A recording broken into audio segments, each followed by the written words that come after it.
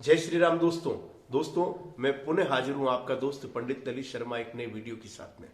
दोस्तों, अक्सर ऐसे लोग मेरे पास आते हैं जिनके दाम्पत्य जीवन में मिठास खत्म हो गई है, अपने पति पत्नी में लगातार झगड़ा होता है। ऐसी महिलाएं आती है, वह कहती है भैया हमारे पति पत्नी में झगड़ा हो रहा है और हमारे पति से हमारी बनती नहीं है, छोटी छोटी बातों में झगड़ा हो जाता है। ऐसे पुरुष भी आते हैं जो कहते हैं कि हमारी पत्नी जो है उससे हमारी बनती नहीं है और हमारे घर के अंदर निरंतर कलह का वातावरण रहता है। तो आज मैं आपको ये बताता हूं कि इसका क्या कारण हो सकता है। देखिए मित्रों, इस बात का कई प्रकार के कारण होते हैं, मगर सबसे ज्यादा जो जिम्मेदार कारण होता है वह कारण ये होता है कि कुल भेरू का नाराज होना।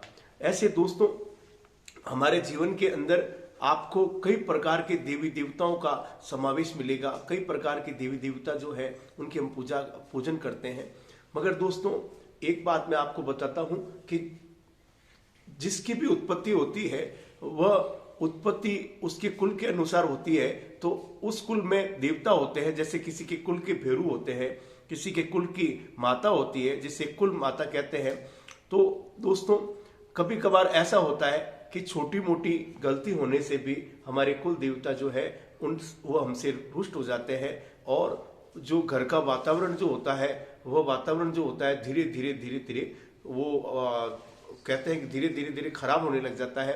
घर के अंदर नेगेटिव ऊर्जा आती है और पति पत्नी, बच्चों के अंदर और घर के जो भी प्राणी हैं उन सब में ऐसा झगड़ा होता है, एक दूसरे से खींचे रहते हैं।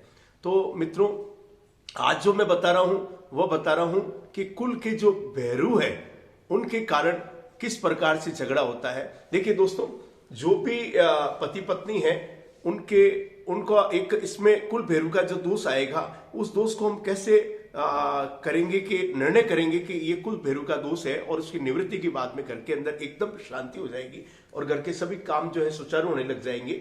पति पत्नी के बीच में जो संबंध है उन संबंधों में मिठास आने लग जाएगी। देखिए मित्रों, जिसके घर के अंदर कुल भेरू का दोष होता है उस घर के अंदर देखना कि जो व्यक्ति होते हैं या पुरुष होते हैं वह शराब पीने लग जाते हैं और शराब पीकर घर आते हैं। और कई महिलाएं जो होती है वो कहती है मेरे पति है बहुत शराब पीता है। और शराब पीने का कारण क्या है?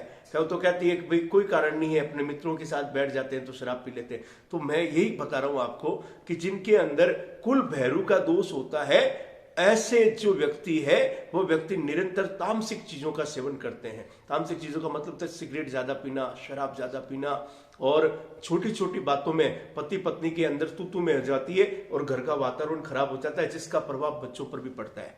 तो मैं उन मित्रों से, उन बहनों से कहता हूं कि अगर ऐसा आपको महसूस होता है घर के अंदर मतलब जो उठने की प्रक्रिया है, घर के अंदर जो भी उठेगा वो हो सकता है लेट उठता हो। लेट उठना मतलब देर तक सोना और ऐसे प्रकार से दूषित वातावरण रहेगा, घर अस्त व्यस्त रहेगा, घर के अंदर जो सामान पड़े रहेंगे वह भी अस्त व्यस्त रहेंगे और घर के अंदर कितनी भी सफाई कर लो मगर वो सफाई पूर्ण नहीं होती है।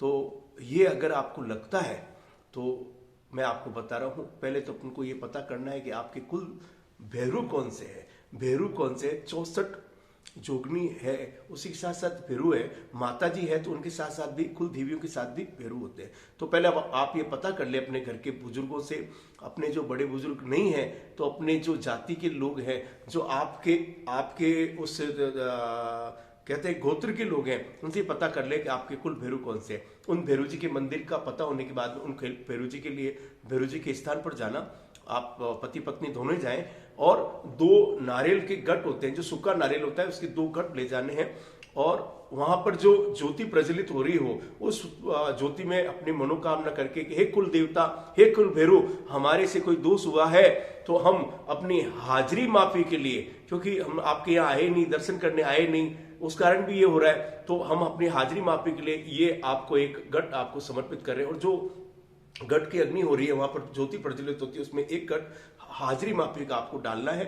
उसके बाद में थोड़ी देर रुककर और प्रार्थना करके कि हे कुल भैरू, अब ये जो मैं अगला जो घट चढ़ा रही हूं, दो घट आपको ले जाना। ये घट में जो दे रही हूं, ये जो नारियल का गोटा मैं आपको चढ़ा रही हूं, ये हमारे घर के अंदर सुख समृद्धि करें, आपके सिवा हमारा कोई नहीं है। अब जो भी भूलचूक हुई है उस भूलचूक को माफ करते हुए आप हमारे घर में कुल समृद्धि करें, और वो भी घट अपने को वहां पर डालना है। अगर आपके पति ज्यादा शराब पीते हैं तो वहां पर एक शराब की, जो पति को पसंद हो वो शराब की बोतल भी वहां चढ़ा दी जाए।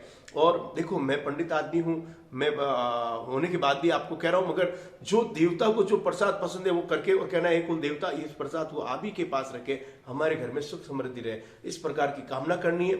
जो भी आप प्रसादी घर से ले जाते हो प्रसादी चढ़ानी है, खुद को भी वहीं सेवन करना है, घर पर नहीं लाना है प्रसादी को। और देखना थोड़े दिनों में आपके घर के अंदर ये परिवर्तन हो जाएगा, पति पत्नी में बनेगी। दोस्तों, अगर ये वीडियो आपको अच्छा लगा है तो शेयर जरूर करना और सब्सक्राइबर भी करना, अपने दोस्तों से भी कराना। और अगर आपको मेरे से परामर्श लेना है तो यहाँ पर जो आपको नंबर आ रहे हैं उसके ऊपर आप व्हाट्सएप करेंगे तो हम परामर्श भी देंगे। जय श्री राम।